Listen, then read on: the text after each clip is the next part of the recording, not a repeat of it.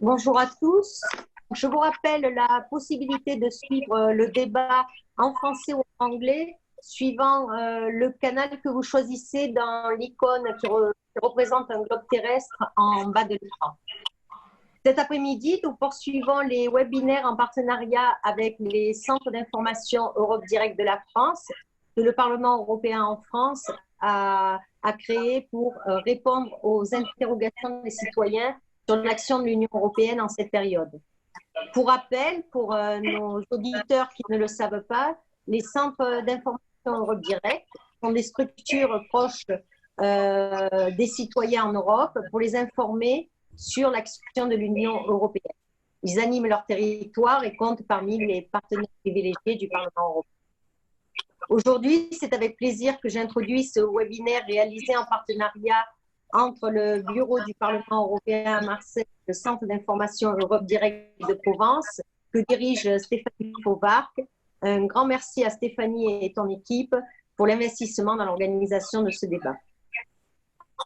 Donc, il est question aujourd'hui de repenser la Méditerranée post-Covid en se demandant ce que fait l'Europe et en écoutant les propositions de la jeunesse. Avant de vous présenter les orateurs, permettez-moi aussi de vous annoncer les autres webinaires que nous organisons ce mois-ci avec différents centres d'information Europe Direct, et je préciserai juste les députés qui participeront. Donc, le vendredi 12 juin à 17 h, Madame Sylvie Guillaume parlera des libertés fondamentales en Europe avec les citoyens et les migrants. Le vendredi 19 juin à 18 h, il sera question de l'espace Schengen et la coopération transfrontalière avec Sandro Gozzi et Younous Omarjeh. Et le mardi 30 juin, sur la réponse sociale de l'Europe à cette crise, s'exprimeront Sylvie Brunet et Mounir Satouri. Donc, pour en revenir aux orateurs de cet après-midi, tout d'abord François Alfonsi, vous êtes député européen. C'est votre second mandat au Parlement européen au sein du groupe des Verts, Alliance européenne. Et en France, vous êtes de parti Région et Peuple solidaire. Outre les différentes commissions parlementaires dont vous êtes membre, vous vous investissez au sein de 3 délégations parlementaires, notamment la délégation à l'Assemblée parlementaire de l'Union de la Méditerranée, celle des relations avec le Machrek et la délégation à l'Assemblée parlementaire paritaire ACP Union européenne. Madame Agnès Rampal, vous êtes conseillère régionale au sein de la région Provence-Alpes-Côte d'Azur. Vous êtes présidente de la commission Euro-Méditerranée et membre du comité des régions de l'Union européenne. Parmi vos mandats locaux, vous êtes adjoint au maire et conseillère métropolitaine Nice-Côte d'Azur. Cet après-midi, nous avons aussi 2 jeunes débatteurs de Young Voice qui représenteront donc le regard de la jeunesse. D'autres jeunes interviendront plus tard sur différentes thématiques et pour poser des questions préparées lors d'ateliers à Mons. La première débattrice, c'est Manal Benami. Vous êtes médecin algérienne et chef du département des patients étrangers dans différentes structures. Vous êtes d'ailleurs en ce moment. Vous êtes ambassadrice du programme Young Mediterranean Voice et formatrice de formateurs sur les techniques de débat et discours public. Le second jeune débatteur, c'est Samira Kachka, vidéaste et communicant, plantée dans le tissu associatif et entrepreneurial de Marseille. Vous avez été vice-présidente de la de l'association Coexister Europe et vous êtes investie sur différents projets internationaux de promotion du dialogue interculturel et interculturel. Mesdames et messieurs, encore un grand merci d'être avec nous aujourd'hui. Et je passe la parole à Samir Kezibi, directeur des Têtes de l'Art, qui va animer ce débat. Merci beaucoup, Madame Mouret, pour cette introduction de fort bon augure pour ce débat. Effectivement, nous sommes ravis d'avoir l'appui du Parlement européen sur l'animation de ces différents webinaires auxquels on se greffe. Et moi, je me permettrai juste de souligner que c'est un travail de synergie qui s'est mis en place avec le Parlement, puisque les 3 associations qui sont adossées à ce projet-là l'association Eurocircle qui a une fonction de centre information Europe Direct, l'association ALDA et l'association Les Têtes de l'Art, sont toutes les trois parties prenantes du comité de pilotage de la Fondation Annalint en France et à ce titre-là, développent les éléments de ce programme en France, dont le fameux programme qui fait l'objet de cet échange aujourd'hui avec la jeunesse, Young Made Voices. Dans ce cadre-là, ce débat-là s'organise aussi dans le cadre d'un magnifique festival qui se déroule depuis maintenant bientôt 3 jours, qui s'appelle le festival AJCM, l'Assemblée des jeunes citoyens de la Méditerranée, et qui permet à des jeunes d'une douzaine de pays de participer à des débats, à des échanges, à des actions très concrètes comme un plugin de ramassage de déchets sur les différents territoires, et puis aussi des temps tout simplement festifs, de concerts musicaux, donc quelque chose qui donne le signe très concret que la jeunesse aujourd'hui, face à la crise sanitaire, en Europe comme dans tout le pourtour méditerranéen, a décidé de ne pas subir, mais plutôt de réagir et d'agir. Et c'est bien dans ce contexte-là que s'organise ce débat, qui a fait l'objet de 3 séances préparatoires. Donc, on a 3 thématiques qui ont été définies, des groupes de travail qui ont beaucoup échangé, discuté, et nous allons avoir avec nous les représentants de ces 3 groupes thématiques qui vont se présenter eux-mêmes brièvement avant que nous rentrions ensemble dans le débat. Je rappelle que le débat est retransmis sur le Facebook Live en lien avec ce webinaire, donc je pense sur la plateforme d'Eurocircle, et qu'on retrouve aussi ce débat-là sur le site AJCM. Peut-être petite précision sur la question des interventions. Une fois que les personnes se seront présentées, on va organiser les prises de parole. Donc le schéma sera le même à chaque fois, avec une introduction de la thématique, une première série de questions posées et la réponse de nos 4 intervenants, donc Madame Rampal, Monsieur Alfonsi et nos 2 débatteurs, Samir et Manal. Et ensuite, on pourra prendre un tour de questions ou de réactions des personnes qui suivent le débat. Et la seule modalité, j'insiste là-dessus, pour organiser ces paroles-là, c'est via le chat du Facebook Live ou de la conversation Zoom, où vous êtes invités à poser vos questions qui me remonteront en tant que modérateur pour que je puisse la retransmettre à nos invités. Voilà à peu près quel va être le déroulé de nos échanges, mais je passe tout de suite la parole à nos invités qui ont préparé ces différentes questions. On va peut-être commencer par Salma.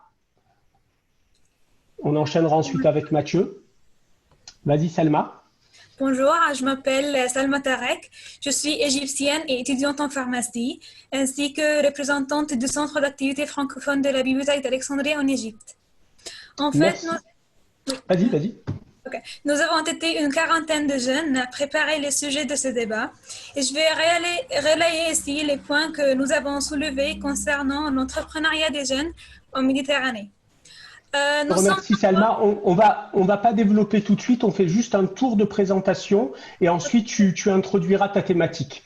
Je sens que tu es partie prenante pour y aller très vite, ce qui est plutôt bon signe. Mathieu, tu te présentes s'il te plaît? Moi, je m'appelle Mathieu Rich, je suis membre du Parolia Gioventù, un groupe de jeunes citoyens en Corse. Et je vais intervenir sur la question de l'entrepreneuriat en Europe, ayant été sensibilisé puisque j'ai travaillé de nombreuses années à l'Agence de développement économique de la Corse. Et actuellement, je travaille dans le milieu bancaire. Il y a un certain lien, notamment pour le financement des entreprises. Voilà. Ok, merci. Donc Salma et Mathieu représenteront l'atelier entrepreneuriat des jeunes en Méditerranée. Sur l'atelier numéro 2, je vais passer la parole à Sévan, qui aura en charge le débat sur cet atelier. Sévan, la parole est à toi. Merci, bonjour à tous. Je m'appelle Sévan Kaldi, j'habite à Marseille, en France. Je suis lycéen et membre du Parlement régional de la jeunesse de la région Sud PACA. Et dans mon atelier, justement, comme l'a dit Sam, nous sommes intéressés au genre en Méditerranée. Parlement régional de la jeunesse qui est très actif et qui a eu des contributions très efficaces dans le cadre de ce festival AJCM. Et ensuite, pour la thématique 3, nous avons Thomas Bonjour à tous et à toutes, je m'appelle Thomas Vezel, je suis un étudiant à l'administration publique à Aix-en-Provence et membre du Parlement régional de la jeunesse. Nous, on s'est intéressé à la dimension économique et à développement durable autour de la Méditerranée. Merci à vous tous de ces différentes présentations. Samir et Manal, vous avez été présentés par Muriel Mouret. Est-ce que vous avez quelque chose à ajouter ou est-ce qu'on est bon? On est bon. François Alfonsi et Agnès Rampal, vous voulez ajouter quelque chose en propos introductif à l'introduction de Madame Mouret? Non, pour ma part, on est prêt à commencer à écouter un peu ce que ces jeunes ont travaillé. Eh bien, on va se lancer tout de suite dans la première thématique qui a été définie autour de l'entrepreneuriat en Méditerranée. Je rappelle encore une fois pour être sûr le processus. Salma va introduire le propos et Mathieu va poser les questions. Une première série de questions, vous écoutez toutes les questions et ensuite vous aurez un tour de réponse, chacun d'entre vous d'environ à peu près 3 minutes. Et après ce premier tour de réponse, on verra si les participants autres que nos débatteurs ont des réactions ou des questions complémentaires à poser avant qu'on parte sur la thématique suivante. Donc du coup, je passe tout de suite la parole à Salma qui avait l'air pressée de rentrer dans sa thématique et je te laisse développer ton introduction. Vas-y Salma. Merci beaucoup. Nous avons été une quarantaine de jeunes à préparer le sujet de ce débat et je vais relayer ici le point que nous avons soulevé concernant l'entrepreneuriat des jeunes en Méditerranée. En fait, nous sommes nombreux à vouloir entreprendre autour de la Méditerranée, que ce soit pour démarrer notre activité économique ou bien pour avoir un impact positif et solidaire dans notre entourage. Certains, bien sûr, ont réussi à lancer leur projet, mais il y a aussi des jeunes qui ont besoin d'un petit coup de pouce pour concrétiser leurs idées, bien que la motivation ne manque pas. Nous pensons qu'il existe en effet différents soutiens accessibles aux jeunes entrepreneurs, mais nous avons fait le constat que ce genre d'information n'est pas fortement très accessible. Et tous les dispositifs d'accompagnement et d'aide financière méritent d'être davantage plus connus. Nous pensons donc que l'accès à cette information est la clé pour permettre l'anticipation de la jeunesse méditerranéenne. Merci. Merci pour cette introduction, Salma. Suite à ce point de cadrage, Mathieu, tu es le représentant des questions qui ont été travaillées dans le groupe. Je t'invite à poser tes questions, mais tu sais très bien le faire de manière posée pour que nos différents intervenants les entendent bien et qu'ensuite ils puissent avoir leur tour de parole. Je t'en prie. Très bien. Donc, comme l'a dit Salma, on a été une quarantaine de jeunes à réfléchir. Des axes ont été développés ainsi que des questions.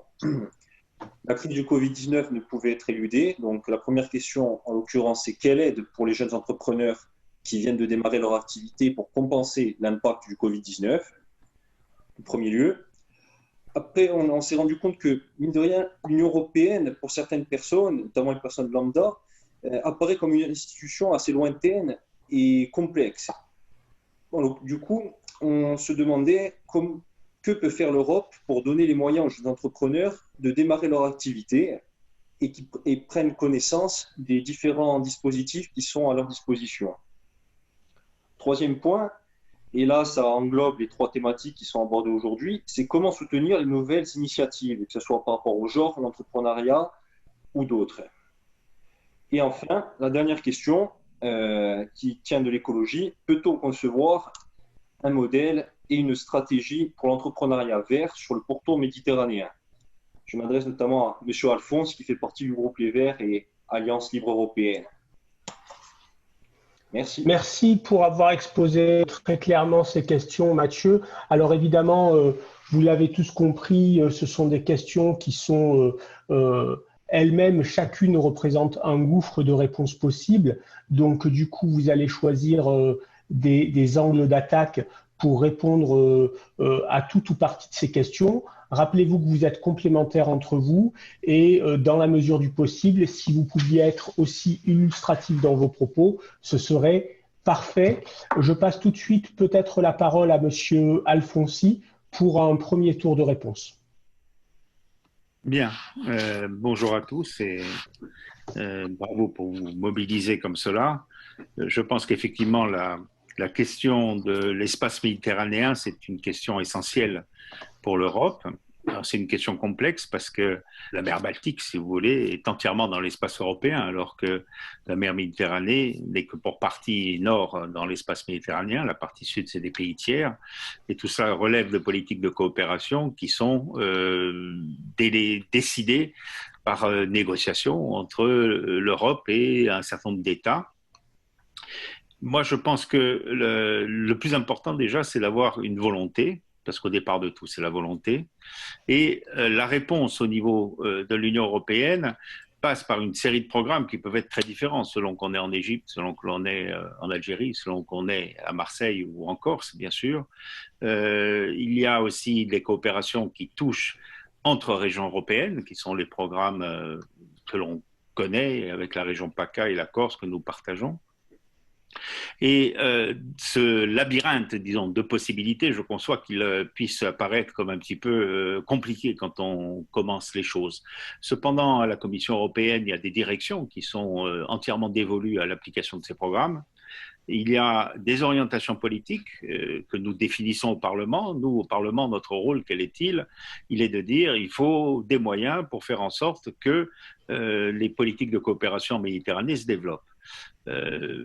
Les raisons principales, c'est que cet espace méditerranéen aujourd'hui n'est pas satisfaisant. Il n'est pas satisfaisant en termes d'environnement. La Méditerranée est certainement aujourd'hui un des enjeux majeurs sur l'environnement par rapport à la pollution, par rapport à sa fréquentation par un trafic maritime qui lui-même pollue fortement. Et aussi par le fait de la surpêche, de la surexploitation touristique. Nous sommes probablement l'espace marin qui a le plus besoin d'être pris en compte dans des politiques de préservation, dans des politiques environnementales les plus puissantes possibles. Alors, quand on définit, nous, au Parlement européen, les orientations, on va mettre cet enjeu. On va dire que c'est un enjeu majeur. Et l'enjeu, il ne s'arrête pas à l'intérieur de l'espace méditerranéen européen. Cet enjeu, il déborde vers les pays tiers. Et aujourd'hui, la politique de coopération avec les pays tiers en Méditerranée, notamment depuis la résurgence d'un certain nombre de conflits en Libye et ailleurs, est un petit peu à l'arrêt. C'est-à-dire qu'il y avait eu, il y a une quinzaine d'années, un organisme qui avait été créé, qui s'appelle l'Union pour la Méditerranée, qui existe toujours, mais qui est un petit peu en sommeil parce que les conditions politiques sont difficiles. Il y a des zones qui sont des zones de déstabilité, très instables au plan politique. Cependant, il y a quand même des coopérations qui permettent de donner aux jeunes une place. Et nous, notre rôle au Parlement européen, c'est toujours de dire en sorte que parmi les critères qui orientent les crédits sur le terrain, le critère d'une aide à la jeunesse, le critère de la parité et de l'inclusion des femmes dans les projets, ce sont des lignes politiques que l'on défend, sur lesquelles on vote, et qu'ensuite, ceux qui exécutent les politiques, à savoir la Commission européenne, c'est un peu comme le gouvernement français, hein, c'est un gouvernement qui applique une politique qui est définie par des parlementaires, et cette Commission ensuite a des cadres dans sa directive qui font en sorte que ces priorités qui sont les vôtres soient aussi les priorités dans le choix des dossiers qu'elle finira par rendre éligibles à ces aides. Voilà un peu la procédure. Alors, peut-être monsieur Alfonsi, sur ces premiers éléments de cadrage, vous marquez bien le fait que vous essayez de pousser le fait que les questions de jeunesse, de parité, etc. sont bien des éléments que vous mettez en avant dans le cadre des politiques à mettre en œuvre. Dans la question de Mathieu, il y avait aussi quelque chose qui relevait du volet quelle réponse à la crise. Il y avait la question de comment on améliore les dispositifs liés à l'entrepreneuriat, mais il y a une dimension aussi dans sa première question sur la réponse à la crise. Peut-être, encore une fois, pour respecter les différents temps de parole, est-ce que Madame Rampal, qui allait prendre un petit peu le relais, vous pouvez aussi penser à mettre l'accent sur la question de la réponse à la crise sanitaire? Merci.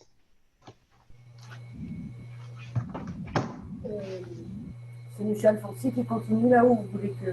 Vous pouvez prendre le relais. J'essaye d'être garant des temps de parole. Et juste pour vous donner un point de cadrage, vous avez à peu près, en moyenne, après j'arrondis 3 minutes dans vos interventions. Bon, d'abord, je voudrais vous remercier de cette organisation que je trouve absolument essentielle. La jeunesse méditerranéenne, c'est l'avenir de la Méditerranée et c'est surtout notre chance. Parce qu'aujourd'hui, la jeunesse méditerranéenne, qui est extrêmement nombreuse, et c'est notre force, et notamment sur la rive sud, eh bien, la jeunesse méditerranéenne arrive à un moment où les choses doivent évoluer, doivent changer, doivent s'adapter. Aujourd'hui, elle a un nouvel outil, c'est notamment Internet. Et aujourd'hui, on voit qu'elle est totalement motivée. Si j'ose comparer l'état d'esprit des jeunes de mon époque, on était plus préoccupés par savoir ce qu'on allait faire le week-end que sur l'avenir de la planète. Les temps ont changé et c'est heureux. Voilà, donc ça, c'était les premiers mots pour vous remercier. Alors, pourquoi commencer par cette question sur l'entrepreneuriat de la jeunesse? Eh bien, écoutez, c'est formidable. Aujourd'hui, la population en Méditerranée s'agrandit de façon incroyable. Ce seront 300 millions de jeunes qui vont arriver sur le marché du travail d'ici 2050. Et si rien n'est fait pour changer les choses, ce seront 100 millions de chômeurs en plus. Donc, il est temps de s'en occuper et bravo de cette thématique. Alors, c'est vrai que nous, collectivités régionales, nous essayons de faire en sorte que toute cette jeunesse puisse trouver un emploi par de nombreux dispositifs. Bien sûr qu'il a été créé, et notamment à cause de cette crise du corona, qui finalement va être une espèce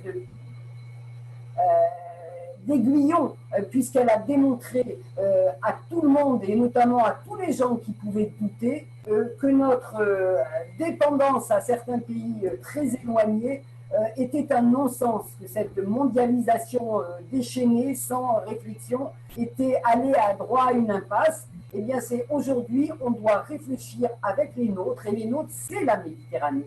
La Méditerranée, c'est quand même 500 millions d'habitants qui sont installés autour d'un petit lac intérieur qui ne représente que 0,8% de la surface des océans et qui doivent travailler ensemble pour construire un avenir commun ensemble. Parce que tout ce qui se passe d'un côté de la Méditerranée retentit aussitôt sur l'autre côté. Nous sommes autour d'un confetti et si aujourd'hui on n'est pas capable de s'entendre, de s'écouter, de construire l'avenir en commun, ça sera un avenir désastreux pour nos enfants et ça, nous ne voulons pas. Voilà. Donc ça, c'est un peu le postulat qui a fait que Renaud Muselier a souhaité s'investir en Méditerranée au travers de la Méditerranée du futur, dont les thématiques sont très orientées justement vers la jeunesse, le réchauffement climatique, l'entrepreneuriat. Et de nombreux dispositifs ont été créés, comme le fonds de transition juste pour les régions qui souhaitent s'investir et réduire les émissions de gaz à effet de serre. Toutes les nouvelles entreprises qui vont travailler dans ce sens seront accompagnées à travers, bien sûr, notre programme régional FEDER et le fonds de REACT de l'Union européenne. Nous allons lancer un nouveau plan climat à l'automne. L'actuel plan climat, quand même, concerne 20% de notre budget, du budget de la région pour lutter contre le réchauffement climatique avec une ambition d'arriver en 2050 à ne plus envoyer de gaz à effet de serre dans l'atmosphère. Et bien sûr, nous avons les programmes de l'Union européenne, voisinage, Interreg, tous ces programmes donnent des moyens de financement. Comme vous l'avez dit très, très intelligemment, le problème, c'est plus un problème de communication pour aller vers cette jeunesse et pour lui dire vous avez des outils, il faut les utiliser.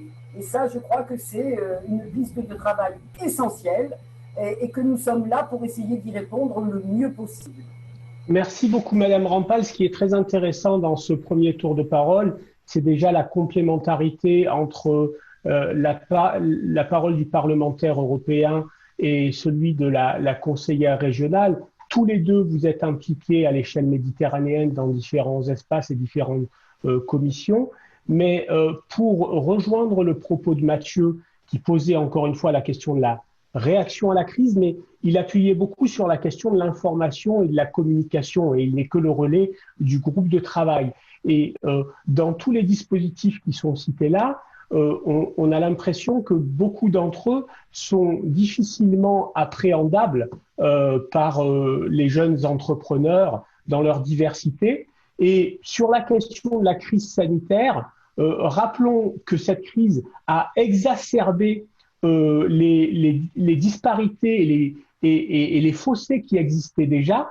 Et au final, les jeunes sont autant le potentiel de demain, comme vous le décrivez, mais sont les premières personnes impactées par la crise dans les difficultés qui vont être créées. Donc, je vais passer la parole à Samir et à Manal pour qu'ils partagent en tant que débatteurs Young Made Voice leur rapport à cette première question autour de l'entrepreneuriat en Méditerranée. Samir, Manal, celui qui veut prendre la main, attaque de suite. Je veux bien commencer. Alors, moi, juste pour faire un récapitulatif, j'ai 32 ans, j'habite à Marseille et aujourd'hui, je suis vidéaste.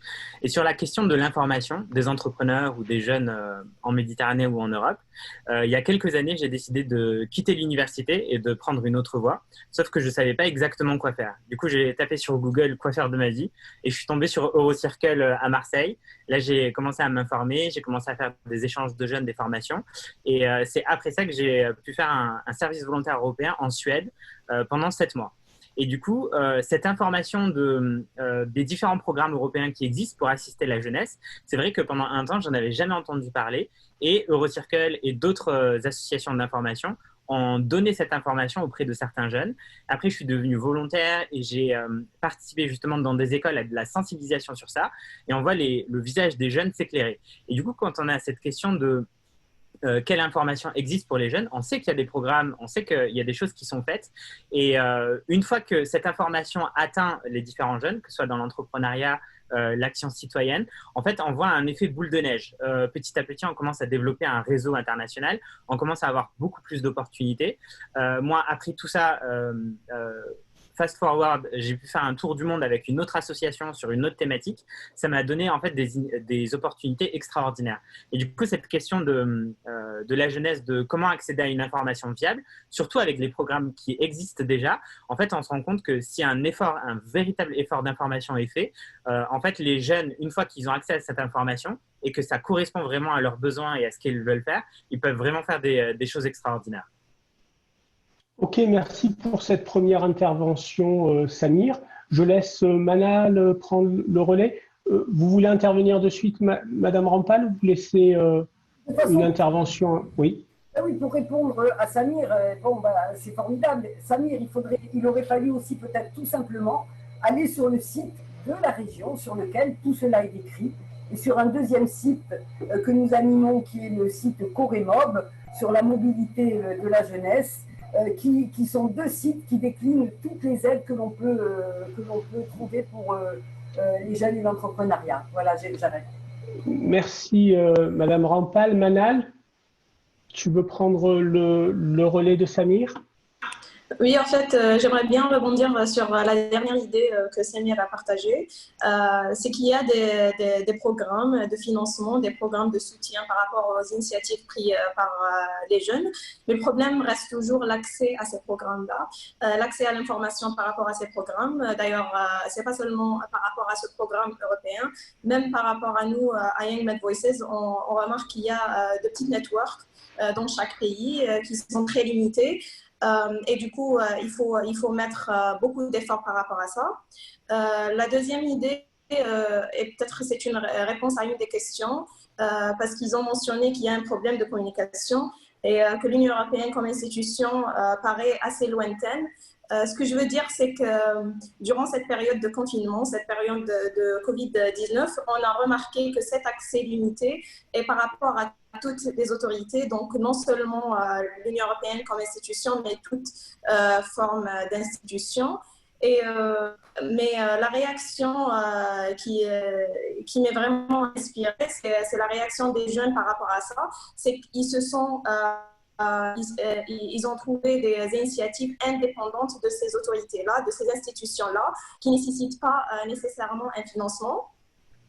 D'ailleurs, j'aimerais citer quelques initiatives, par exemple en Algérie, qui n'avaient rien à voir avec n'importe quelle institution. Par exemple, Aoun, qui a fait la coordination entre donateurs, bénévoles et familles en besoin. C'est une application. Il y a aussi des ZDocs, c'est une autre application qui a même proposé la téléconsultation, une plateforme qui a mis en place le contact direct avec plusieurs médecins dans toutes les spécialités. Il y avait aussi, par exemple, Wiqaitik, c'est une application qui a été créée pour faire des campagnes de sensibilisation par rapport à la prévention et la lutte contre le Covid-19. Il y a d'autres initiatives telles que le Hack Algeria, qui est un hackathon en ligne pour traiter des problématiques en Algérie et développer des écosystèmes basés sur l'intelligence collective. Donc, c'est quelques initiatives parmi les centaines qui ont été créées pendant cette période de Covid-19 et qui ont été créées indépendamment de toute forme d'institution. Donc, ma réponse par rapport à ça, si vous sentez que n'importe quelle institution est lointaine, il faut prendre l'initiative et faire en sorte que l'initiative que vous prenez est indépendante. Par la suite, pour peut-être l'étaler sur toute la Méditerranée, on demandera par la suite le soutien, mais il y aura toujours l'écho, il y aura toujours le résultat de votre initiative. Ok, merci pour cette intervention, Manal. Je me lance, évidemment, c'est mon rôle de modérateur dans un exercice délicat de synthèse de cette première thématique avant de prendre une intervention par le chat. Il y a quand même quelque chose d'intéressant puisque M. Alfonsi a démarré par rappeler le cadre, c'est-à-dire que l'Union européenne a ses politiques qui incluent des politiques dites de voisinage, mais que la mise en œuvre de ces politiques à l'échelle méditerranéenne, au-delà des instances qui ont été un petit peu fragilisées, qui sont un petit peu dormantes, est quelque chose qui est réel mais complexe à mettre en œuvre, et qu'à d'autres échelles, des collectivités territoriales comme la région sud ont elles-mêmes des programmes de coopération qui viennent compléter les différents dispositifs et que, en fait, il y a une réelle offre existante de moyens et de services, même si politiquement, il faut toujours pousser pour mettre en avant les thématiques de jeunesse, de parité, d'entrepreneuriat, etc., pour cette thématique. Par contre, là où c'est assez intéressant de le confronter au regard de Samir et de Manal, c'est que je me permets de pointer, Madame Rampal, que vous avez eu la réaction de dire mais regardez sur le site de la région et sur nos sites, on a en fait cette information-là. Mais malheureusement, sur le site de l'Union européenne, ces informations existent également, mais il ne suffit pas pour que les informations existent et que les dispositifs existent pour que les personnes concernées s'en saisissent. Et c'est toute la complexité aussi de la problématique qu'on a rencontrée autour de la crise du Covid, c'est qu'on a besoin qu'il y a une pratique d'usage, c'est-à-dire que les jeunes ne vont pas forcément se tourner vers l'information institutionnelle et ils ont besoin d'une forme de médiation avec des acteurs de la société civile qui leur rendent cette information plus accessible et qui puissent être accompagnés non seulement à l'information, mais également à une forme d'atténuation des inégalités d'accès, que ce soit des inégalités sociales, éducatives, etc., pour que ces dispositifs soient accessibles avec le plus d'équité possible. Et la question de l'équité, elle est fondamentale, d'où la question de l'information et de l'accompagnement, qui semblait être pointée. Et à ce titre-là, je pense que la dernière parole de Manal était très intéressante puisqu'elle disait, en fait, on ne doit pas opposer les initiatives institutionnelles aux initiatives de la société civile. Elles sont tout simplement complémentaires. En tout cas, c'est ce que j'ai retenu de vos différentes interventions. Est-ce qu'on est à peu près raccord ? Tout à fait. Je peux compléter, et ça, vous avez la modestie de ne pas le dire, c'est que nous avons en région de formidables partenaires qui accompagnent cette jeunesse. Et justement, Eurocircle, les Têtes de l'Art sont des maillons essentiels de diffusion et de connaissances et pour notre jeunesse méditerranéenne. Alors, je vais prendre une question sur la fenêtre de conversation du webinaire. On a Souad Ben Sharif qui, via le Facebook Live, nous demandait d'illustrer de manière peut-être un peu plus concrète, alors pas de façon exhaustive, mais quelques programmes de coopération dans le cadre de la politique européenne de voisinage, pour qu'on ait une idée assez concrète des programmes concrets qui peuvent exister entre l'Europe et le nord de l'Afrique, par exemple. Est-ce que vous pourriez parler de programmes que vous connaissez ou que vous avez utilisés pour illustrer un peu plus concrètement la politique de voisinage? Qui veut prendre la main sur la question de SAD? Disons que, pour bien comprendre un peu les mécanismes, le Parlement européen n'a pas vraiment connaissance, sauf quand il a quelques réunions ponctuelles sur des programmes de voisinage précis, n'a pas de connaissance précise des programmes exécutés. Lui, ce qu'il doit encadrer, c'est la façon dont ces programmes s'organisent. Et ensuite, il appartient aux États membres qui conventionnent dans le cadre du voisinage ou aux régions qui sont souvent associées à ces politiques de voisinage d'aider à la mise en œuvre. Et c'est évidemment au moment de la mise en œuvre que c'est le plus compliqué. Si vous voulez, c'est comme une voiture. Le Parlement a décidé de moyens financiers, donc on a fait le plein. Maintenant, il faut quelqu'un qui se mette au volant et qui soit capable de la faire avancer, n'est-ce pas? C'est ça le vrai problème.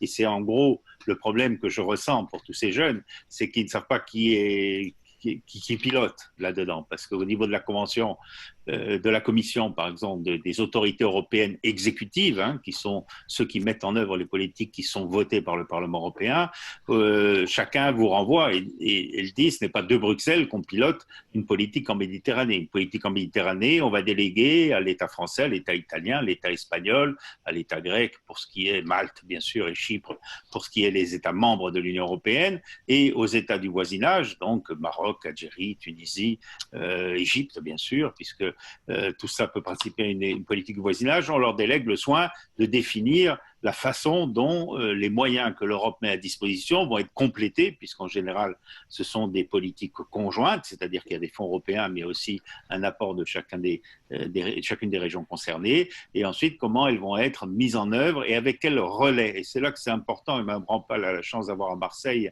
un réseau qui est actif, et le réseau que dirige Madame Mouret aussi est présent. En Corse, nous en avions un, et malheureusement, il a été arrêté récemment, donc sur Ajaccio. Il est important d'avoir des fenêtres d'entrée, des portes d'entrée vers les fonds européens. Les fonds européens, ils ne tombent pas du ciel, il faut aller les chercher. Il faut aller les chercher avec de la volonté, c'est ce que les jeunes apportent, avec des projets. Ça, c'est leur ressenti et leur volonté de faire.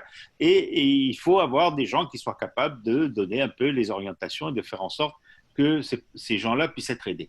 Et ça, c'est finalement, sur ces relais, il faut beaucoup investir. Je pense que l'Europe doit investir sur ces relais-là. C'est important. Il faut que les régions aussi s'y mettent, parce que la proximité, c'est quand même l'échelon régional qui l'apporte, par définition. Et ensuite, il faut aussi prendre conscience que nous sommes à la fin d'un cycle, c'est-à-dire que les financements européens fonctionnent selon des cycles de 7 ans. Bon, il y a la période 2014-2020, nous sommes en 2020, cette période s'arrête et va attaquer une nouvelle période, qui est la période 2021-2027, qui va être une période marquée. Bon, donc, quand on passe d'une période à l'autre, les programmes se renouvellent, les financements aussi.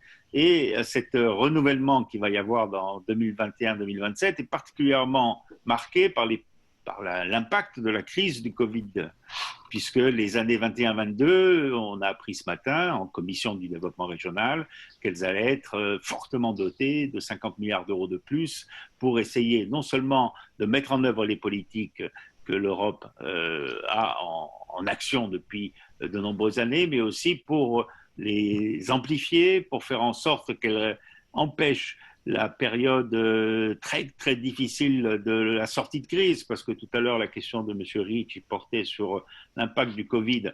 Le Covid, on est encore dedans, on n'est pas encore après, on est encore dedans. Donc dedans, il y a eu des mesures, en gros, c'est quand même un tremblement de terre, donc on a essayé de faire en sorte que les maisons tiennent debout, mais on va constater les dégâts, et puis il va falloir réparer les régions les plus touchées. En Méditerranée, nous serons particulièrement touchés, puisque on l'a bien vu d'abord, la maladie a frappé énormément les régions du Sud. L'Italie et l'Espagne ont été deux pays européens les plus touchés. Et ensuite, l'impact économique majeur, c'est pour le tourisme. Il est évident que la dernière activité qui repartira une fois la crise derrière nous, la crise sanitaire derrière nous, c'est prendre des bateaux, prendre des avions et aller faire des brassages de population, puisque par définition, le tourisme, c'est un brassage de population, et le brassage de population signifie mécaniquement que l'on augmente les risques de circulation du virus. Plus on brasse de population, plus le virus peut recirculer. Donc, cette réalité de sortie de crise va être très très difficile et à la limite l'Allemagne, les Allemands seront plus casaniers que les années précédentes et donc elle aura beaucoup moins d'impact que l'Italie, l'Espagne ou le Maroc au-delà, la Tunisie et les grandes destinations touristiques de Méditerranée, l'Égypte aussi, où ces gens-là qui seront restés chez eux évidemment manqueront au produit intérieur économique pour permettre aux activités de vivre. Donc, l'Europe aujourd'hui a quand même fait un certain nombre de décisions qui sont des décisions financières lourdes. Les programmes qui sont actuellement en discussion, alors ils ne sont pas encore décidés, mais il y a une série de programmes qui ont été, le financement de ces programmes ont été... Il va falloir conclure, Monsieur Alfonsi, juste ont pour été qu'on construits respecte... quand même avec des enjeux et des volumes nouveaux.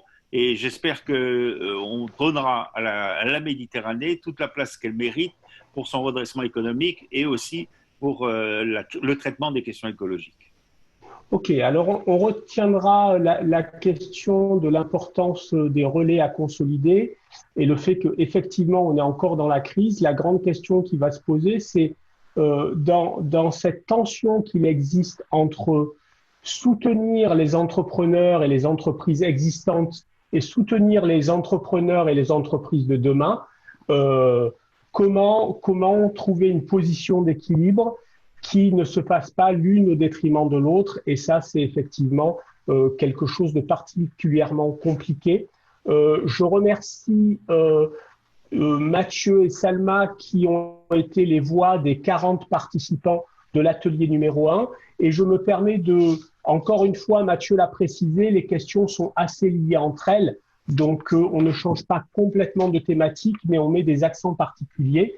Et du coup, on va parler cette fois-ci d'égalité des genres en Méditerranée. Et le rapporteur de cette thématique, c'est Sévan qui va s'en charger. L'introduction et les questions. Sévan, la parole est à toi. Merci.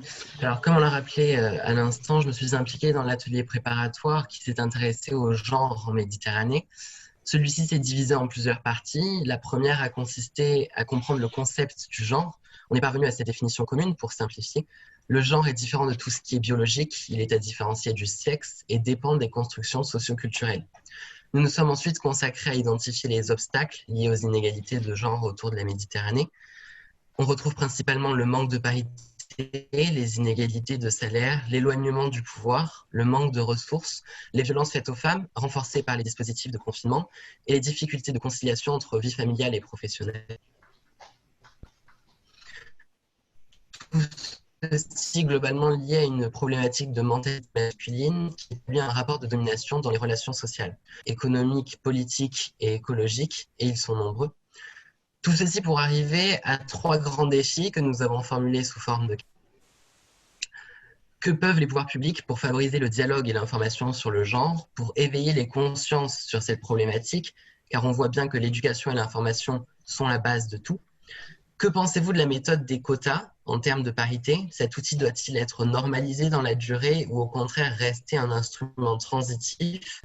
Et enfin, que peut faire l'Europe pour permettre une meilleure inclusion des femmes dans la société autour de la Méditerranée? Juste avant de céder la parole, je tiens à préciser que si notre atelier s'est consacré sur les inégalités de genre entre hommes et femmes, il convient aussi de considérer les genres qui se situent entre ces deux extrêmes, notamment avec la transidentité et les genders fluides, etc. Merci.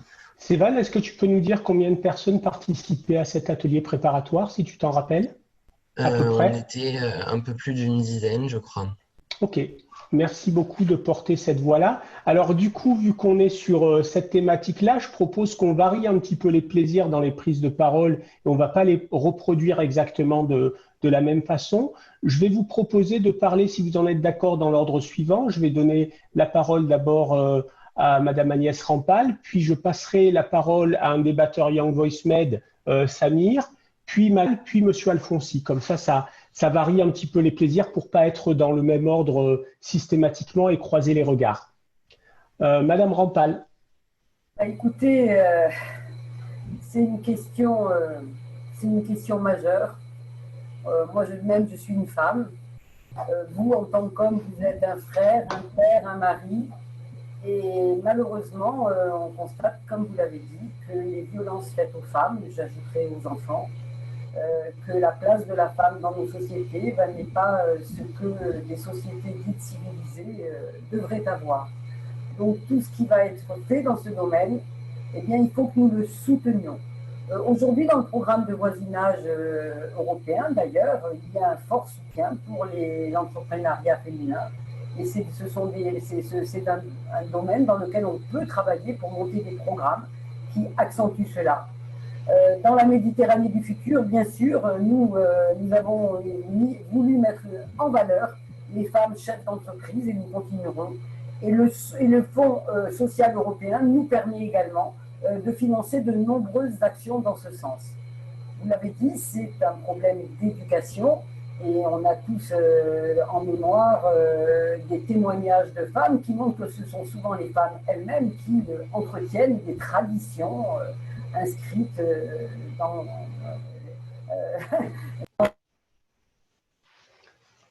Le micro est coupé, Madame Rampal, par erreur.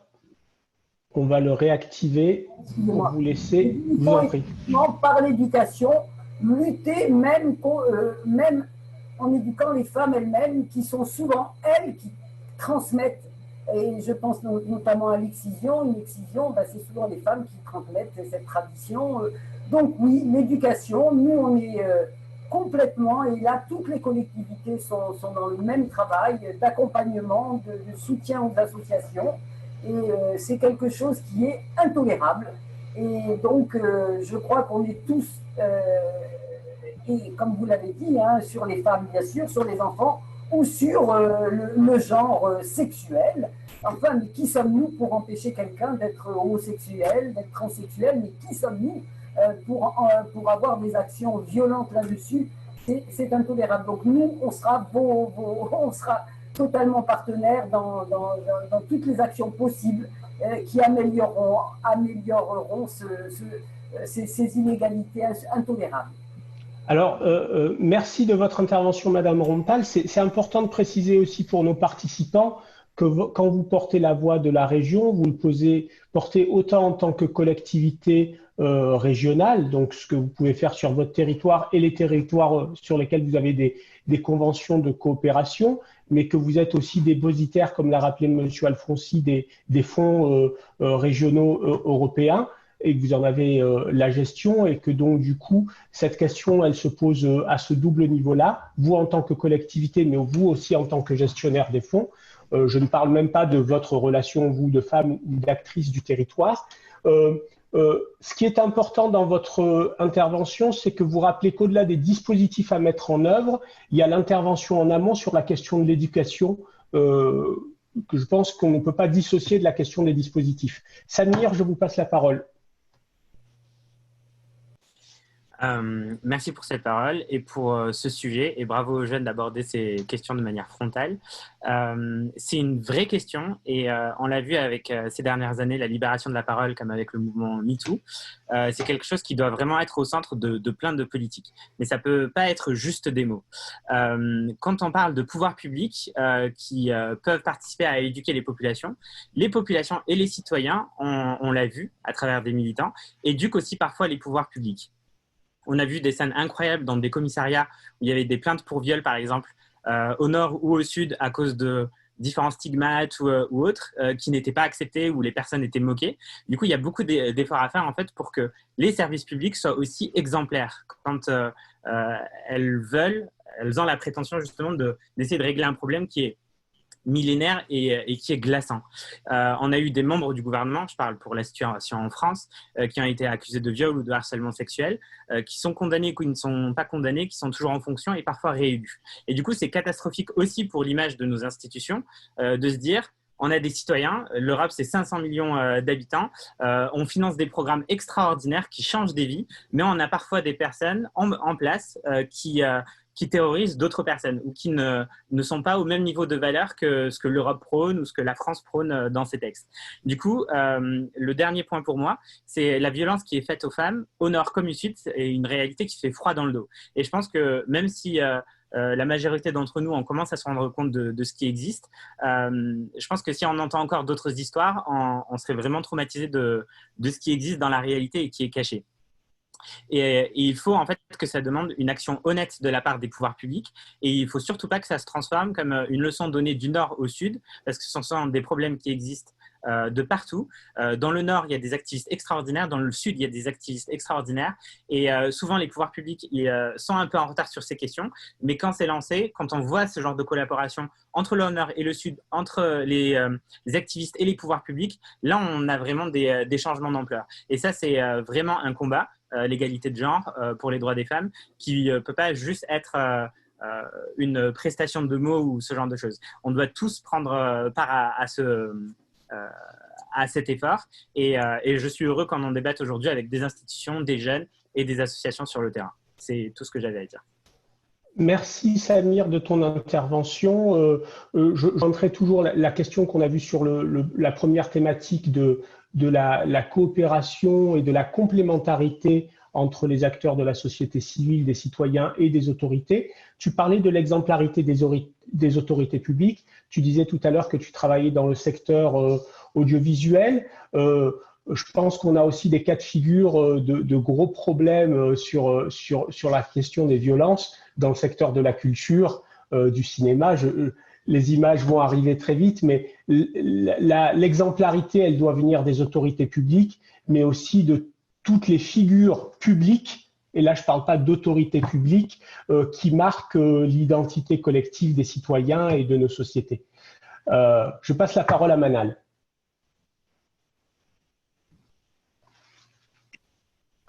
En fait, tout d'abord, j'aimerais remercier le groupe de jeunes aussi parce qu'ils ont posé des questions assez directes et très pertinentes. L'égalité du genre et l'égalité de chance, c'est une question primordiale parce que c'est en quelque sorte quelque chose qui encadre notre vie quotidienne. Et là, j'ai aimé l'introduction quand ils ont parlé du concept lui-même, qui n'est pas clair et qui doit être clarifié pour qu'on puisse avoir des solutions pratiques et non pas seulement théoriques. Alors, ils ont posé la question par rapport à la méthode du quota qui m'est très intéressante parce que, par exemple, en Algérie, ils ont imposé ce système de quota, par exemple, dans le Parlement, où il y a un quota de 30% pour les femmes, mais que je trouve qu'il a été mal utilisé parce qu'il y a une représentation de femmes, mais il y a une mauvaise représentation de femmes. Donc là, je repose une question sur cette question parce que le quota, ça va permettre une participation égale, mais est-ce que ça va permettre la bonne participation des gens? Donc, on doit revoir ça et comment gérer, comment régler ce petit problème par rapport au quota. On a aussi... J'aimerais aussi rajouter quelques points sur l'idée de Samir quand il a parlé des services publics qui doivent se porter exemplaires par rapport à cette question. Et je trouve que c'est une responsabilité partagée par nous tous. C'est à nous tous de respecter l'égalité de genre et l'égalité de chance pour qu'il y ait cette égalité sur le terrain. Parce que certainement, et je ne parle pas seulement sur l'inégalité entre femmes et hommes ou bien les homosexuels ou hétérosexuels, je parle sur toute forme de genre comme il a été mentionné, qu'il soit biologique ou socio-économique aussi. On doit tous respecter l'individu pour sa valeur de ce qu'il peut apporter dans la société et non pas pour ce qu'il est ou pour son orientation. C'est mon dernier point. Merci.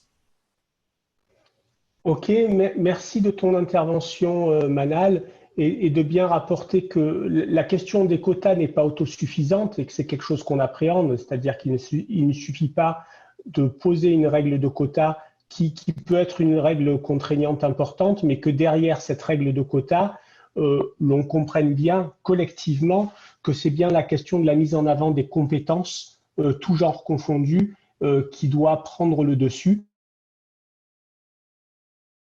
Et on a quand même certains pays du Nord qui ont bien montré que, bien appliquées, c'était des mesures qui étaient vouées à disparaître. Et qu'une mesure de quota qui a été bien appliquée, c'est une mesure dont on n'a plus besoin au bout d'un certain temps.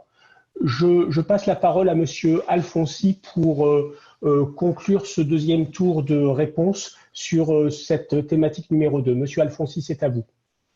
Oui, c'est un problème qui touche à l'évolution des mentalités, à l'évolution des sociétés. Donc c'est un problème qu'il faut considérer sur le temps long. Ce n'est pas même pas sur le temps d'une mandature. C'est vraiment quelque chose qui est un processus long, qui doit être pris en charge par les jeunes pour être mis en avant. Et si on regarde ce qu'étaient les réalités institutionnelles européennes il y a 30 ans, ben on verrait qu'un Parlement européen sans femmes ou presque, on verrait des parlements nationaux sans femmes ou presque, et on n'imaginerait même pas une seconde que le principal personnage politique de l'Europe, à savoir la présidente de la Commission européenne, puisse être une femme. Et on vient d'élire, donc, il y a 6 mois, pour la première fois, une femme à la tête de l'institution européenne. C'est donc un processus qui part de loin et l'Europe, là-dedans, est certainement progressé. Elle a progressé grâce à la politique des quotas. Il faut appeler un chat un chat. Il est évident qu'aujourd'hui, l'exigence d'avoir des gouvernements paritaires dans un pays comme la France fait qu'il y a des grandes ministres femmes, alors qu'il y a 20 ans, c'était une Simone Veil pour 30 hommes, quoi, voilà, pour 100 hommes d'ailleurs. Donc, mesurons que le chemin parcouru sur un temps court, à l'échelle des jeunes évidemment, il y a 20 ans, c'est il y a très longtemps, mais en réalité, à l'échelle des sociétés, c'est sur un temps relativement court qu'en France, en Europe en général, la place des femmes a pris une proportion beaucoup plus importante.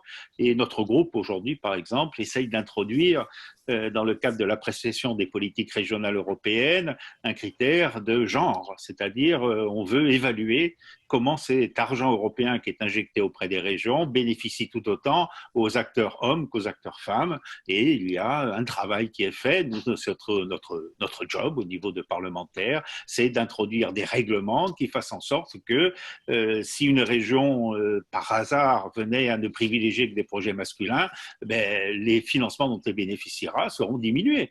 Et il y a vis-à-vis des pays tiers, c'est un peu la même politique, c'est-à-dire qu'est-ce que fait l'Europe? Elle dit, nous demandons à ces pays tiers d'avoir une démocratie réelle, des élections libres et justes, on leur demande d'avoir une justice indépendante, on leur demande d'avoir une presse libre, etc. Ce sont des critères et on leur demande l'égalité des genres. Et cela fait partie des critères qui évaluent les programmes que nous engageons ensuite avec tel ou tel État du sud de la Méditerranée.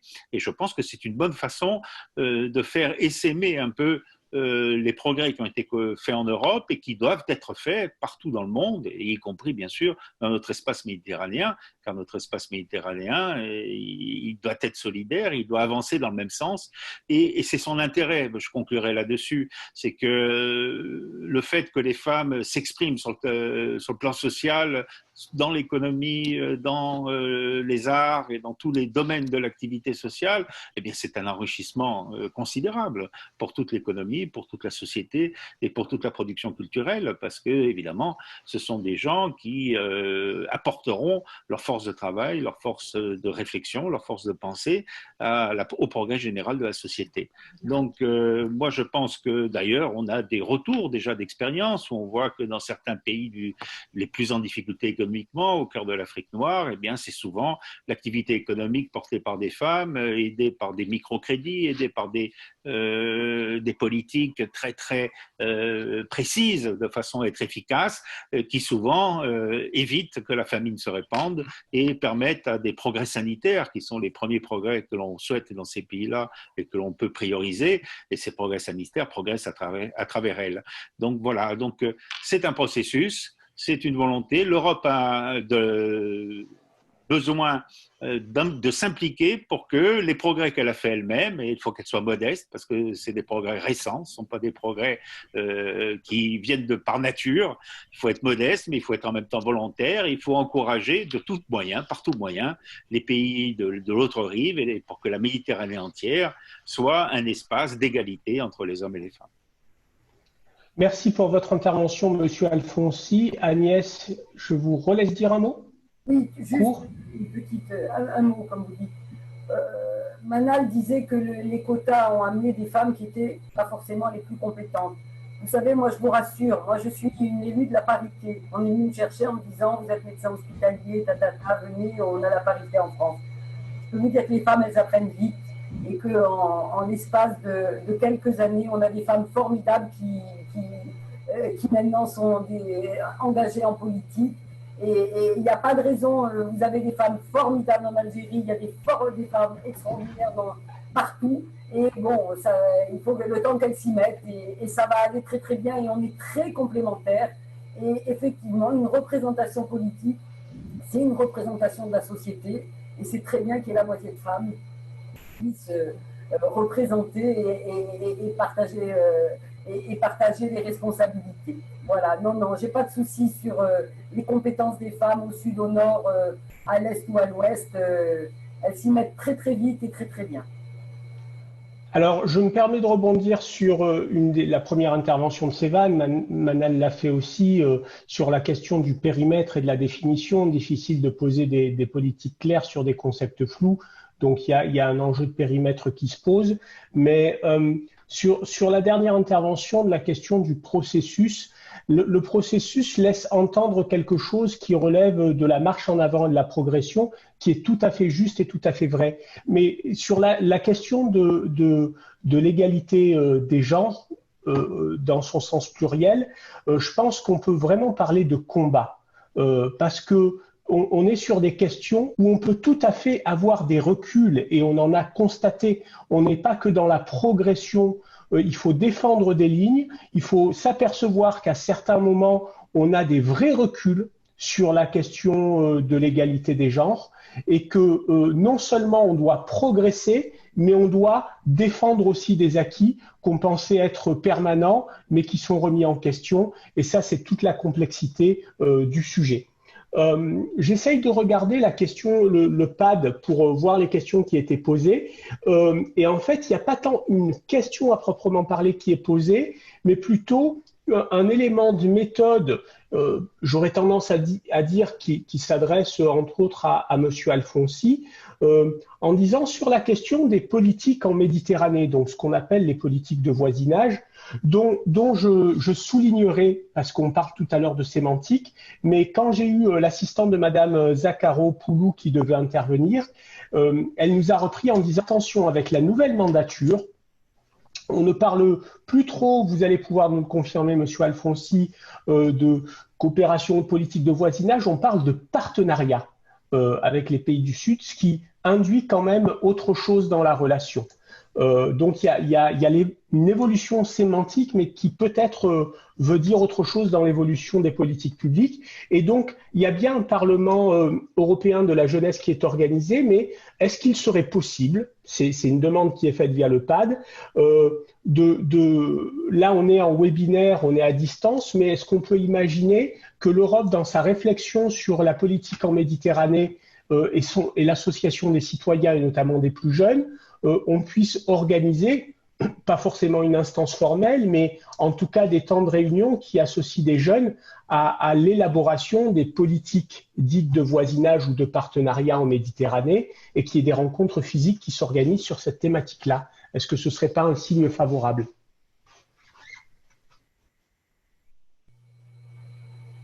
Je suppose que la question m'est adressée. Je suppose. Écoutez, c'est bon. Est-ce qu'il y a un changement de paradigme quand on passe de politique de voisinage à partenariat? Évidemment, il y a une volonté de se rapprocher et de faire en sorte de concevoir et d'exécuter en commun un certain nombre de projets par rapport aux responsables politiques qui sont de part et d'autre de la Méditerranée. Et pour ce qui est de l'Europe, l'Europe, elle, encourage les citoyens européens du pourtour méditerranéen à s'impliquer. Il est évident que l'argent européen qui va dans la politique de voisinage en Méditerranée concerne peu les Finlandais, concerne beaucoup les Français, les Italiens, les Espagnols, les Grecs, et voilà. Et donc, c'est à nous quand même, Corses, Provençaux, etc., d'être les porteurs de projets politiques en se rapprochant aussi des chambres de commerce et des autorités régionales qui sont de l'autre côté, de façon à essayer de promouvoir ensemble. Et il y a beaucoup de choses à promouvoir ensemble, et je pense particulièrement sur le terrain de l'écologie en Méditerranée, il y a certainement énormément de choses à faire, rendre nos transports maritimes moins polluants, faire en sorte que la Méditerranée soit moins envahie par les déchets et puisse retrouver une seconde vie écologique, etc. Je crois qu'il y a énormément de projets à monter, et il y a un gros investissement des échelons régionaux qui est nécessaire. Alors, est-ce que maintenant l'Europe va changer de chance, de dimension? Il est évident que toutes les politiques méditerranéennes ont été un petit peu paralysées par la dégradation du climat politique. Tous les événements qui ont lieu en Libye, la montée du terrorisme pendant une certaine période qui a particulièrement handicapé l'action de l'Union pour la Méditerranée.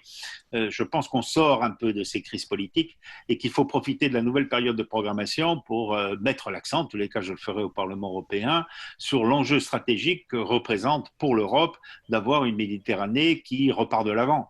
Monsieur Alfonsi, une question simple qui appelle une réponse simple. Est-ce que vous seriez favorable, dans la limite évidemment de vos moyens et de votre mandat, à essayer d'organiser des espaces de parole ou de co-construction physique qui puissent associer des citoyens, et notamment les plus jeunes, au débat et à la réflexion ou à la construction des politiques de voisinage en Méditerranée? Est-ce que c'est quelque chose qui serait entendable, puisque c'est le sens de la question? Oui, bien sûr, c'est quelque chose qui est intéressant. Et puis, il faut peut-être se rapprocher aussi d'organismes comme l'Union pour la Méditerranée, qui ont eux-mêmes la possibilité d'intervenir non seulement sur le versant européen, mais aussi sur tous les autres pays concernés par l'espace méditerranéen. Je pense que la concertation, le travail en commun, c'est important, mais il y a les cadres politiques qui sont fixés en ce moment. C'est-à-dire qu'il y a un espace de temps qui, en ce moment, est un espace court, qui fait que le Parlement européen va adopter, d'ici la fin de l'année, son cadre financier pluriannuel. C'est-à-dire que pendant 7 ans, nous votons un budget qui va s'appliquer, grosso modo, dans ses grandes lignes, pendant 7 années. Ce cadre financier pluriannuel, qu'est-ce qu'il dit? Il dit, voilà, on va mettre tant d'argent sur la politique de cohésion, on va mettre tant d'argent sur la politique agricole, on va mettre tant d'argent sur les programmes Erasmus pour les étudiants, etc., etc. Et on va ouvrir comme ça un certain nombre de niches, si vous voulez, d'actions, dont une, c'est les politiques de voisinage en Méditerranée. Et nous, il faut faire en sorte, à notre niveau, au Parlement européen, qu'elles ne soient pas déjà ces politiques oubliées, parce qu'il y a eu une période assez creuse dans les années qui sont passées, il ne s'est pas passé grand-chose, et donc nous, il faut alerter, il faut dire attention, il faut que ça redémarre, parce que de toute façon, la Méditerranée ne peut pas rester vide d'action et vide d'initiatives. Il y a trop d'urgence au plan de l'écologie, et il y a trop de nécessité au plan de l'Europe, parce que nous sommes à Alger, moins loin de Marseille que quand on est à Bruxelles. C'est-à-dire, voilà, donc il y a une proximité. C'est très clair. Et cette proximité de 500 millions d'habitants que représente la Méditerranée n'existe pas à l'ouest, puisque à l'ouest, il faut arriver aux États-Unis pour voir des habitants, pas au nord, puisque l'Europe touche le cercle polaire, et donc au nord, il n'y a pas grand monde, pas à l'est non plus, puisqu'on s'est déjà élargi vers l'est, et il y a une coopération que cet élargissement a largement développée, y compris avec les pays tiers comme l'Ukraine et comme la Moldavie et d'autres pays. Et la Méditerranée, ça reste un peu trop, à mon goût, le territoire où l'Europe n'a pas une action aussi déterminée et aussi décisive que je le voudrais. Et dans le cadre des débats que le Parlement va avoir d'ici cet automne pour fixer les priorités des 7 années qui viennent, eh bien, j'espère faire entendre ce point de vue. Vous faites bien de rappeler qu'il y a une fenêtre de tir qui est très importante sur les négociations qui sont encore en cours, mais en voie de finalisation quand même sur les priorités, et qu'il va falloir les défendre bec et ongle sur ce qu'on appelle les politiques de voisinage. Madame Rampé, rapidement, car ensuite on va partir sur la dernière thématique. Monsieur Alfonsi est effectivement frappé au coin du bon sens. Donc moi, je voudrais juste dire que pour aller dans ce sens, le président Muselier souhaite mettre en place un parlement euro-méditerranéen de la jeunesse, que c'est les jeunes qui commencent à travailler dans ce cadre-là ont fait des propositions à Renaud Muselier, sur lesquelles il répondra très vite totalement positivement, car il est important d'avoir justement une représentation de toute la Méditerranée. Moi, ce que je reproche parfois aux programmes européens, et c'est vrai que nous luttons beaucoup contre ça avec Renaud Muselier, c'est qu'ils intéressent souvent que la rive nord de la Méditerranée. Or, la Méditerranée, c'est un tout.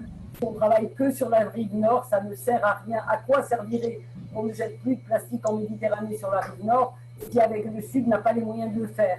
Et donc, c'est toute cette logique qui nous pousse à demander à l'Europe de mettre en place une stratégie macro-régionale à l'échelle de la Méditerranée, comme elle a pu le faire à l'échelle de la Baltique ou à l'échelle du Danube. La Méditerranée, c'est un tout, comme on disait tout à l'heure, c'est un confetti à l'échelle du monde, et il faut qu'on puisse travailler tous ensemble, et c'est dans cet esprit-là que le Parlement euro-méditerranéen de la jeunesse est en cours de constitution. Ok, je vous remercie à tous pour vos différentes interventions, et surtout, mon dernier remerciement va à Sévan pour avoir porté la voix de son groupe de travail. Merci sur cette question qui est essentielle et ô combien complexe, qui relève, comme je l'ai précisé tout à l'heure, d'un combat quotidien. Je passe maintenant la parole à Thomas pour aborder le troisième sujet, qui est un sujet majeur. Madame Rampal, vous venez de le préciser à l'instant au regard des enjeux posés à l'échelle régionale sur Méditerranée du futur. C'est la question de la transition énergique en Méditerranée. Thomas, la parole est à toi. Merci beaucoup. Nous sommes ici de nombreux jeunes engagés et concernés par le développement durable et par notre avenir autour de la Méditerranée. C'est dans cette optique que nous avons réfléchi lors de l'atelier préparatoire à ce débat sur cette importante thématique qui est notre avenir à tous au bord de la Méditerranée. En effet, nous devons penser à changer notre manière de produire, de consommer, de nous déplacer autour de la Méditerranée. Nous pensons que cela sera possible en intensifiant les relations entre les différentes rives dans un esprit de coopération et d'entraide. Depuis les élections de 2019, l'Union européenne a mis en place des politiques ambitieuses visant à promouvoir la transition écologique et énergétique. Et ce sera là l'objet de ma première question.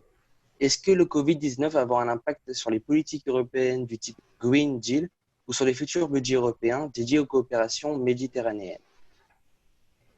Ces coopérations reposent notamment sur les déplacements en Méditerranée. La deuxième question est donc, quels sont les chantiers prioritaires pour faire baisser les sources de pollution générées par les échanges méditerranéens, en particulier pour les transports? Et enfin, de manière plus générale, quelle place occupe le développement durable au sein des instances de coopération méditerranéenne, comme par exemple l'Union pour la Méditerranée? Je vous remercie.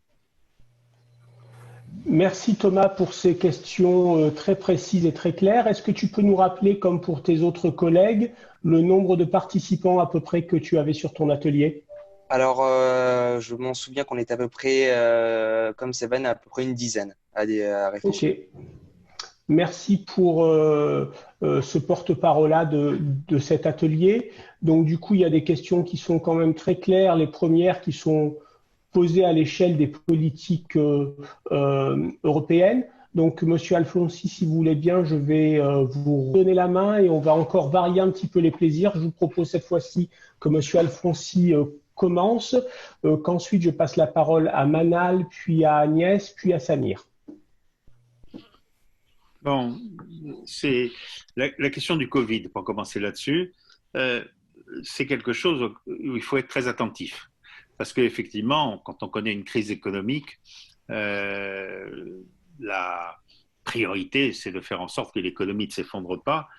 Mais le risque, c'est que l'on conforte, en sauvant l'économie dans le sauve qui peut, je dirais, que l'on conforte finalement les domaines où il aurait fallu passer à autre chose, quoi. Et que l'on fasse l'erreur de prolonger des priorités économiques au nom de l'emploi, au nom de l'urgence, au nom de l'immédiatisme, alors qu'il était temps de s'engager dans une transition et de faire en sorte que, par exemple, en Méditerranée aujourd'hui, les îles sont pour l'essentiel fournies en énergie par du charbon. Bon, voilà, donc si c'est pour sauver l'économie du charbon dans les îles de Méditerranée, au nom de l'urgence créée par la crise économique du Covid, on ferait fausse route. Donc voilà, donc il faut être vigilant, il faut être attentif. Il faut à la fois relancer l'économie, mais il faut la relancer sur les bons rails.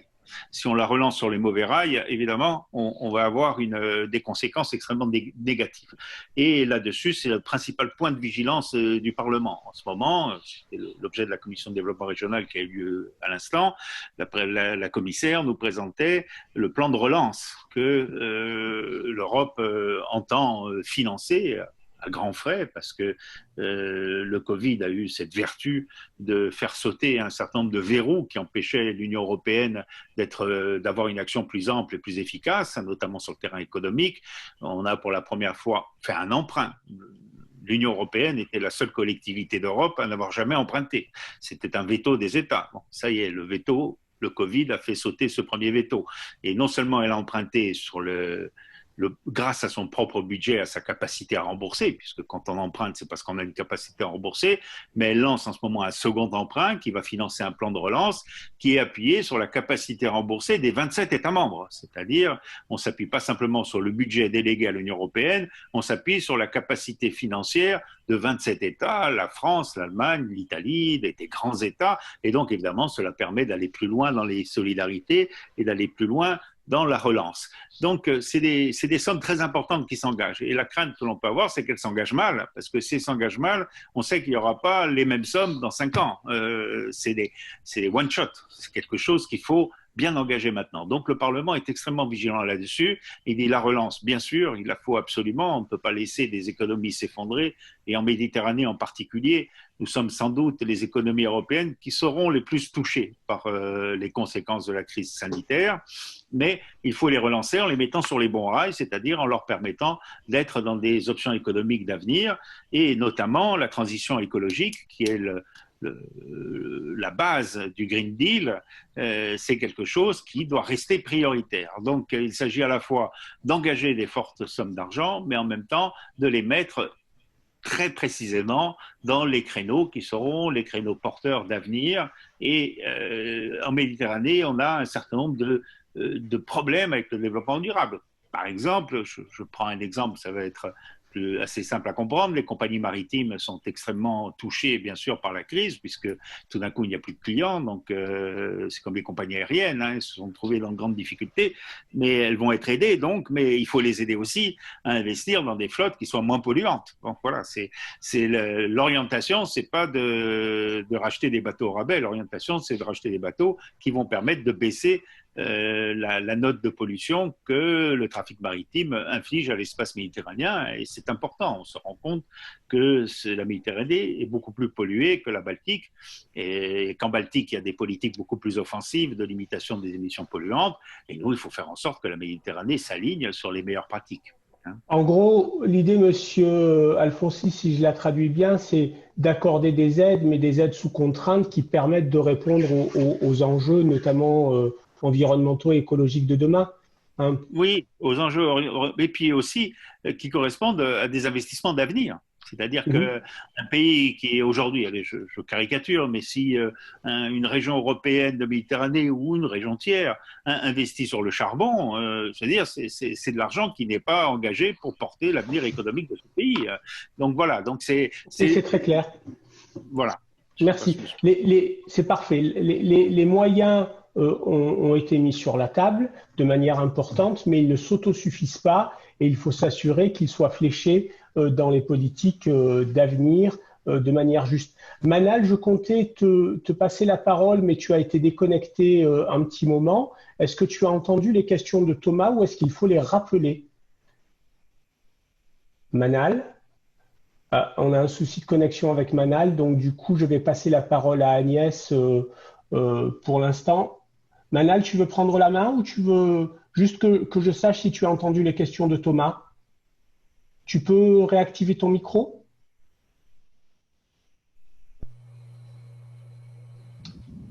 Allez, je passe la parole. Malheureusement, je n'ai pas entendu les questions parce qu'il y avait une coupure à l'image.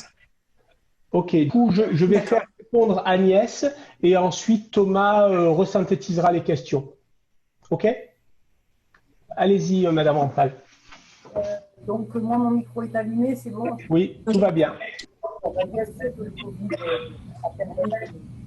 a permis de mettre en évidence l'urgence de changer les choses, parce que finalement, on a arrêté le monde entier. Le monde entier quasiment a été confiné, et on se rend compte que cet arrêt des transports dans le monde entier ne va jouer que sur un petit pourcentage minime d'émissions de gaz à effet de serre, parce que en fait, la plus grande émission est due à l'eau.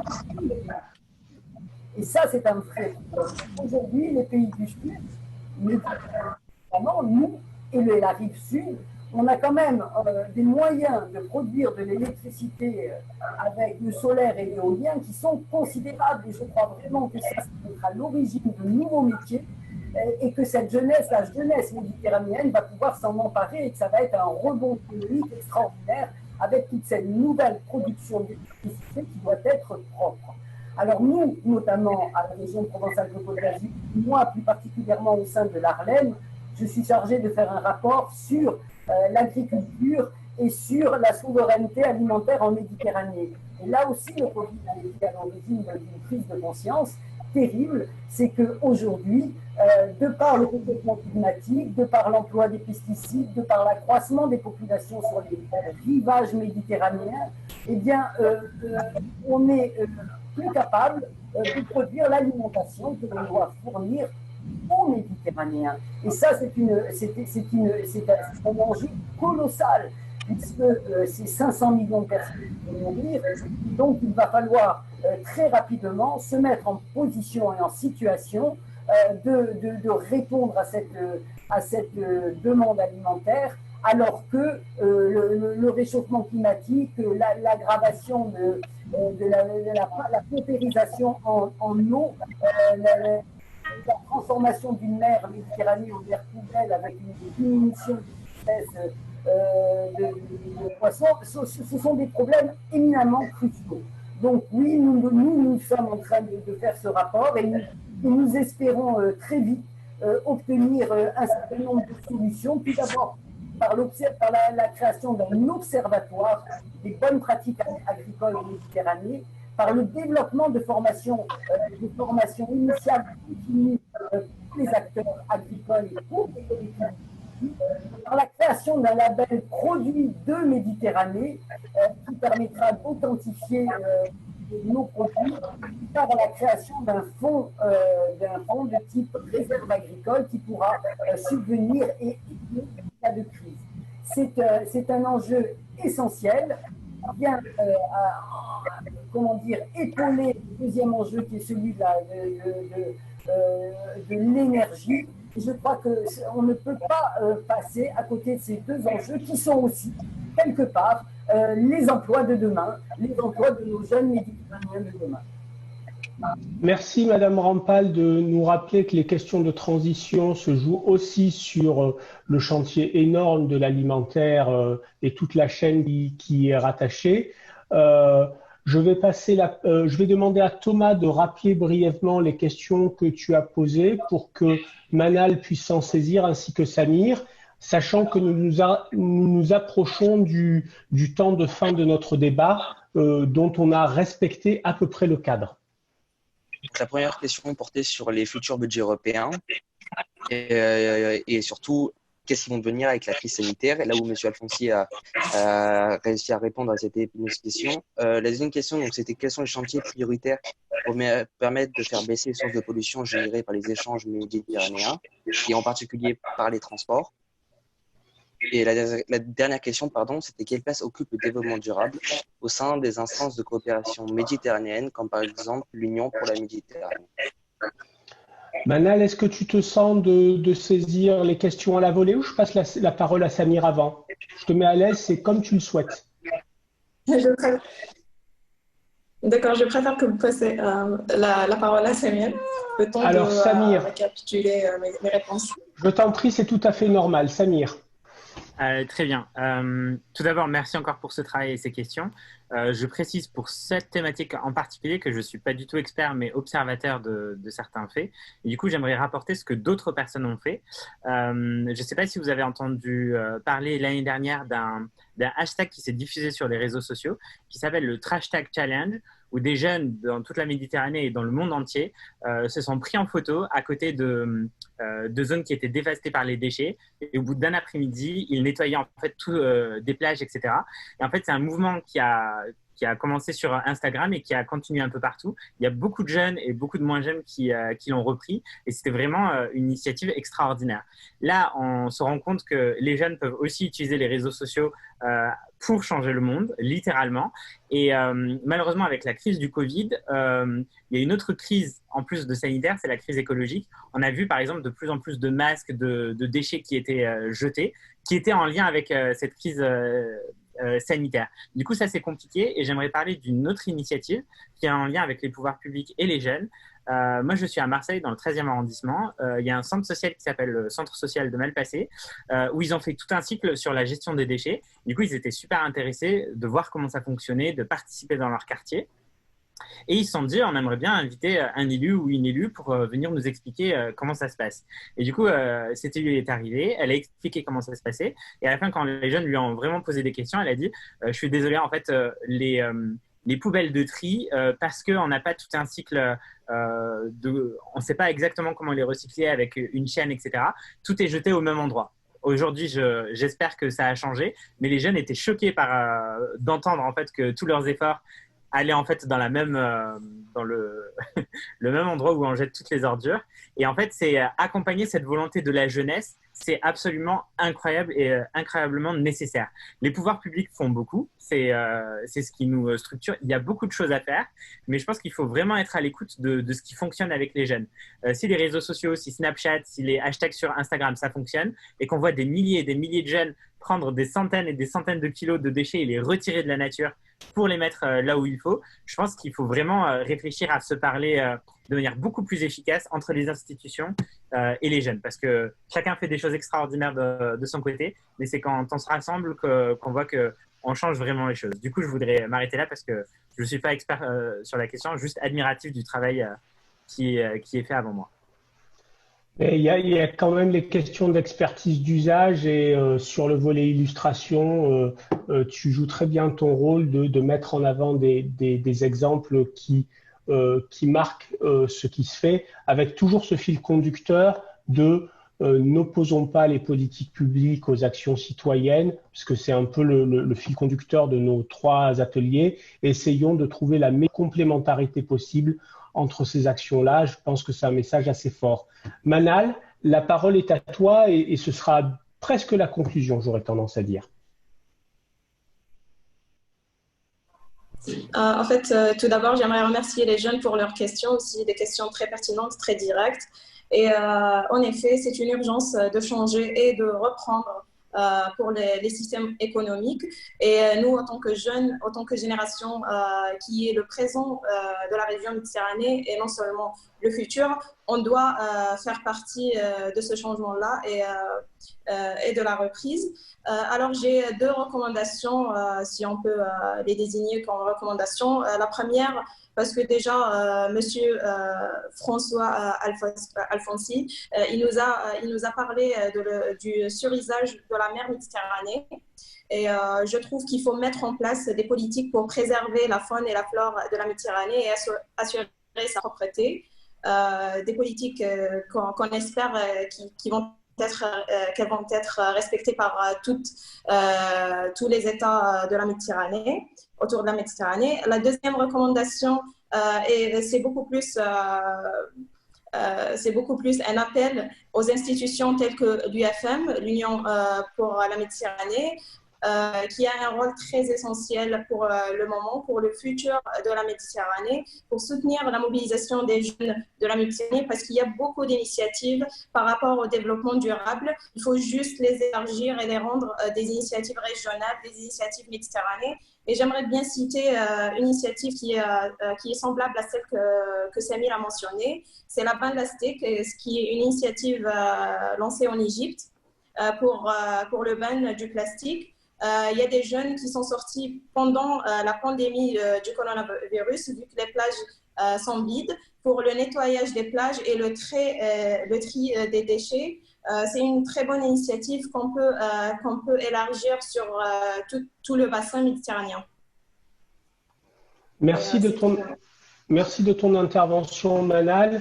Je ne pense pas trahir votre pensée en précisant que sur ces questions-là, au niveau des actions, il y a la question des dispositifs, des politiques à mettre en œuvre, des moyens, mais il y a aussi, je suppose, la question éducative, donc le travail en amont, qui ne doit pas être l'oublié de cette thématique-là, pour que dès le plus jeune âge, les questions de développement durable soient intégrées à nos pensées et surtout nos actes, y compris au sein de nos propres familles. Je vous remercie pour l'éclairage que vous avez apporté à ces trois thématiques. Dans ma fonction de modérateur, je suis aussi garant du temps et on arrive actuellement en fin de notre débat.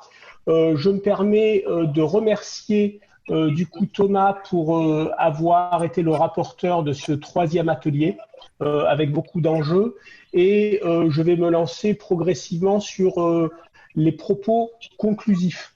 Alors déjà on a été à peu près plus d'une cinquantaine à suivre ce webinaire organisé à l'initiative du Parlement européen en partenariat avec les trois associations que j'ai citées en introduction, les Têtes de l'Art, Eurocircle et ALDA, en lien aussi avec la Fondation Annalint et Young Made Voices.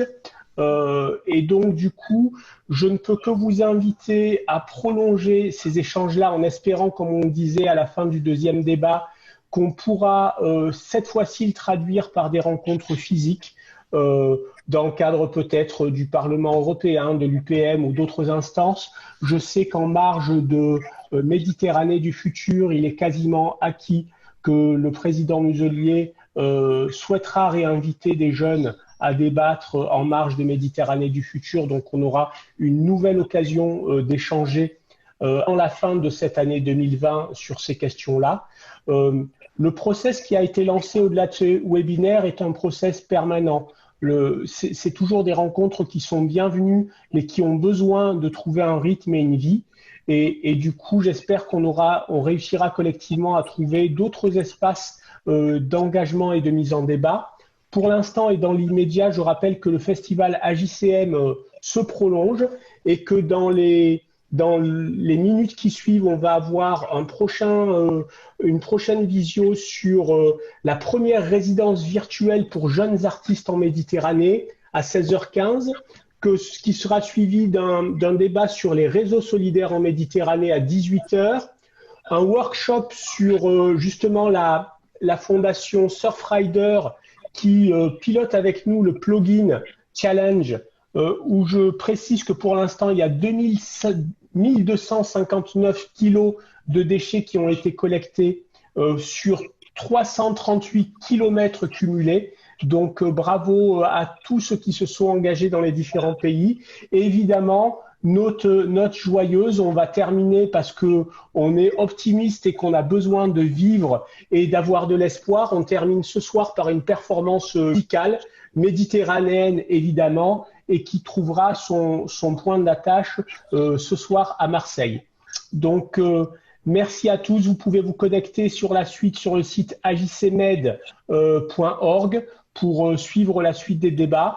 J'espère que les prochains webinaires organisés par le Parlement seront toujours aussi intéressants et riches. Je remercie nos deux invités, M. Alfonsi et Mme Rampal, pour cette parole franche et directe sur les sujets qui sont posés par les jeunes, nos deux débatteurs et évidemment tous ceux qui ont participé aux ateliers derrière nos 4 représentants.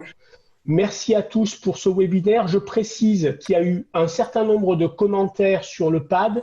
On verra dans quelle mesure on pourra relayer parce que notamment il y a eu des demandes autour des liens. Je pense que vous êtes beaucoup revenus sur la question des outils en disant, vous avez parlé d'associations relais, d'endroits où on pouvait avoir de l'information. Rappelez-nous, s'il vous plaît, quelles sont ces structures, quels sont ces outils, quels sont ces dispositifs.